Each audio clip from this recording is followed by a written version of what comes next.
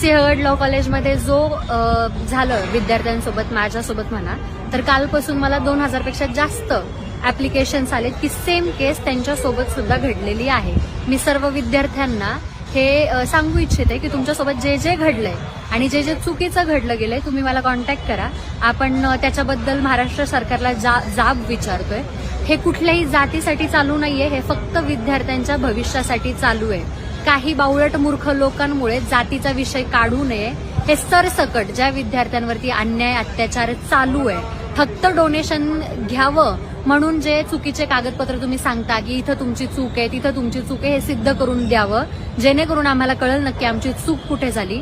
CET सेलनी documents verify करून दिले. ते सीएटी सेल स्वतः सांगतं की सगळं ऑथरायझेशन हे कॉलेजकडे असतं. तरी सुद्धा जर कॉलेज तुमच्याकडून डोनेशन मागतंय तर त्याच्यासाठी आत्ताच आवाज उठवायची गरज आहे. या देशासाठी आपल्याला बलिदान द्यायचंय, ना की ह्या देशातल्या काही प्रस्थापितांकडून पिंजून पिळवणूक करून आपल्याला आत्ताच मरायचंय.